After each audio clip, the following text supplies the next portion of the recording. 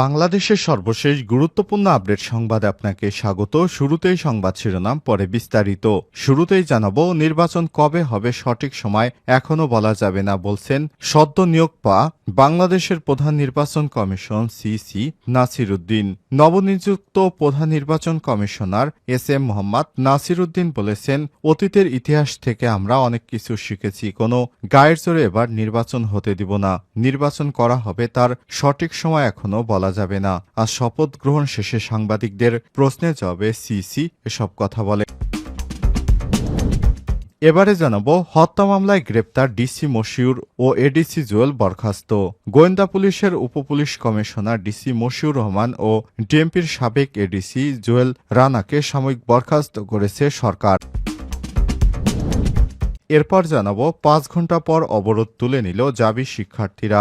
উপাচার্যের আশ্বাসে জাহাঙ্গীরনগর বিশ্ববিদ্যালয় জাবির মার্কেটিং বিভাগের শিক্ষার্থী আফসানা রাসির মৃত্যুর ঘটনায় জড়িত রিকশা চালককে গ্রেপ্তারের দাবিতে বিশ্ববিদ্যালয়ের প্রশাসনিক ভবন অবরোধ কর্মসূচি ৫ ঘণ্টা পর তুলে নিয়েছে শিক্ষার্থীরা। এদিকে ব্যানারে নাম না থাকায় বিএনপির দুই পক্ষের সংঘর্ষে আহত ১০। নারায়ণগঞ্জের ২৫০০ ব্যানারে নেতার নাম না দেয়াকে কেন্দ্র করে বিএনপির দুই পক্ষের মধ্যে সংঘর্ষ হয়েছে। অন্তত ১০ জন আহত হয়েছে। এই সংঘর্ষের সময় উভয় পক্ষ দেশীয় অস্ত্র ব্যবহার করে। এদিকে গুমের দায়ে আইনশৃঙ্খলা বাহিনীর ২২ জন সদস্যর চাকুরি বাতিল। গত ১৫ বছরে অসংখ্য গুম খুনের অভিযোগ আসলেও তা কখনো স্বীকার করেনি শেখ হাসিনার আওয়ামী লীগ সরকার।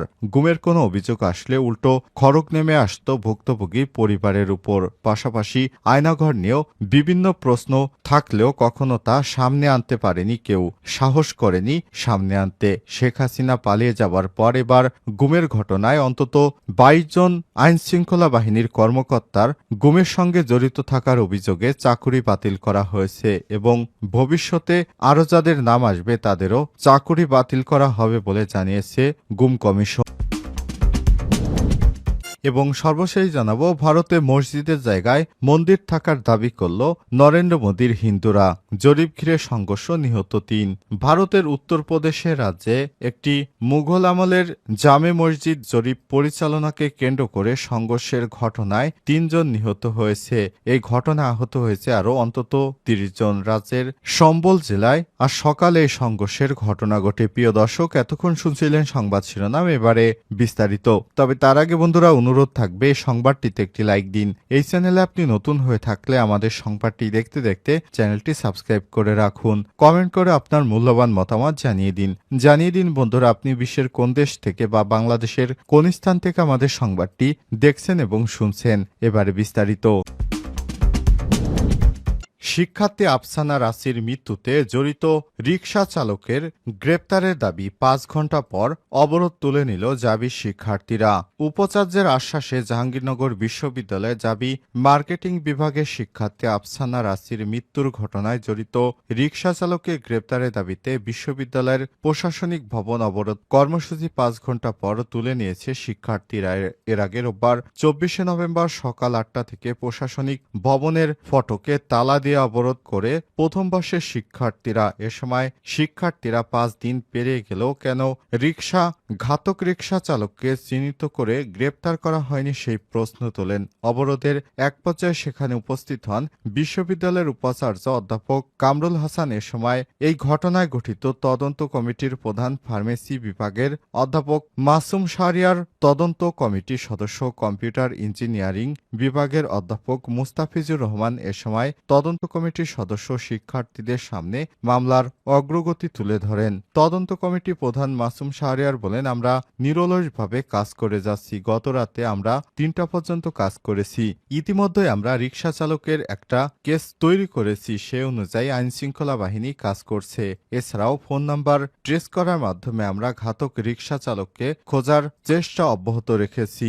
গোয়েন্দা সংস্থা এনএসআই কাজ করছে। তদন্ত কমিটির সদস্য মুস্তাফিজুর রহমান বলেন, বলেন, রিকশা চালক বাদে আমরা ৩ জন প্রত্যক্ষদর্শীকে শনাক্ত করতে সক্ষম হয়েছি। তাদের সহায়তায় কেস তৈরি হয়েছে।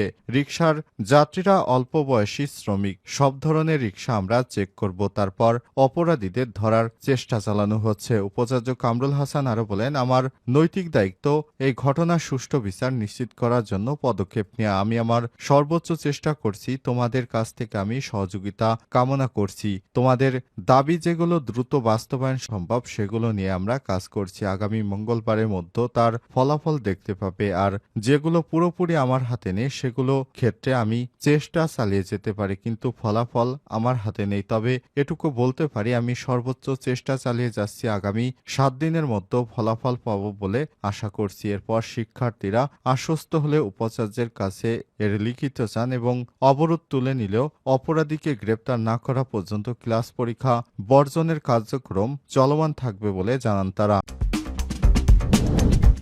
নির্বাচন কবে হবে সঠিক সময় এখনো বলা যাবে না, সিসি নাসিরউদ্দিন। নবনিযুক্ত প্রধান নির্বাচন কমিশনার এএসএম মোহাম্মদ নাসিরউদ্দিন বলেছেন, অতীত ইতিহাস থেকে আমরা অনেক কিছুই শিখেছি। কোনো গায়ের জোরে নির্বাচন দিব না। নির্বাচন কবে হবে তার সঠিক সময় এখনো বলা যাবে না। রোববার 24শে নভেম্বর শপথ গ্রহণ শেষে সাংবাদিকদের প্রশ্নের জবাবে সব কথা বলেন সিসি। নাসিরউদ্দিন বলেন, শেষ বয়সে একটা সুযোগ পেয়েছি, ভালো কিছু করে দেখাবো। বর্তমান সরকার সেই সরকার নয় যে বিশেষ সুবিধা দেওয়ার জন্য কোনো দলের পক্ষে চাপ দেবে। এই সরকার রাজনীতি করতে আসেনি, এসেছে সংস্কার করতে। এ সময় তিনি আরো বলেন, মৃত্যুর মতো চ্যালেঞ্জ মোকাবেলা করে ইলেকশন সুষ্ঠু করতে হবে। সামনে এমন সব প্রতিবন্ধকতা আসবে যার সম্পর্কে হয়তো কারো জানা থাকবে না। কমিশনের সবাই প্রবীণ মনে হলেও মনের দিক থেকে আমরা নবীন। সব দলকেই নির্বাচনে আগে ডাকা হবে। সিসি বলেন, জাতির প্রত্যাশা পূরণে সর্বশক্তি দিয়ে কাজ করব। আমার জীবনে ব্যর্থতা নেই, চ্যালেঞ্জ মোকাবেলা করেছি, জীবন কঠিন দায়িত্ব পালন করেছি, সারা দেশ ঘুরে বেড়েছি। চ্যালেঞ্জ মোকাবেলায় অভিজ্ঞতা রয়েছে আমার। দেশের ক্লান্তি লগ্নে দায়িত্ব নিলাম, এখন নিত্য নতুন চ্যালেঞ্জ আসবে, সেগুলো মোকাবেলা করব। ব্যানারে নাম না থাকায় বিএনপির দুই পক্ষের সংঘর্ষে আহত 10। নারায়ণগঞ্জে 2500 ব্যানারে নেতার নাম না দেয়াকে কেন্দ্র করে বিএনপির দুই পক্ষের মধ্যে সংঘর্ষ হয়েছে। এতে অন্তত 10 জন আহত হয়েছেন। সংঘর্ষের সময় উভয় পক্ষ দেশীয় অস্ত্র ব্যবহার করেছে। রোববার 24শে নভেম্বর বিকাল 3টার দিকে মোহাম্মদপুর ইউনিয়নের শ্রীনিবাসদী এলাকায় সংঘর্ষের ঘটনা ঘটে। আহতদের মধ্যে মাসুদ ও সাব্বিরকে ঢাকায় পাঠানো হয়েছে। পুলিশ এবং স্থানীয়রা জানায়, উপজেলার মাহমুদপুর ইউনিয়ন পরিষদ মাঠে শ্রীনিবাসদী ফ্রেন্ডস ক্লাবের উদ্যোগে আয়োজিত ফুটবল টুর্নামেন্ট ফাইনাল খেলা অনুষ্ঠিত হবে সোমবার। উপলক্ষে রোববার সকাল থেকে ফাইনাল খেলার অনুষ্ঠানের মঞ্চ তৈরি শুরু হয়। এতে প্রধান অতিথি করা হয় কেন্দ্রীয় বিএনপির ঢাকা বিভাগীয় সাংগঠনিক সম্পাদক নজরুল ইসলাম আজাদকে। দুপুরের দিকে মঞ্চে ব্যানার টানানো হলে ব্যানারে ইউনিয়ন বিএনপির নেতা আমির হোসেনের নাম না থাকাকে কেন্দ্র করে মাহমুদপুর ইউনিয়ন বিএনপির সভাপতি মাসুম শিকারীর অনুসারীদের মধ্যে বাকবিতণ্ডার এক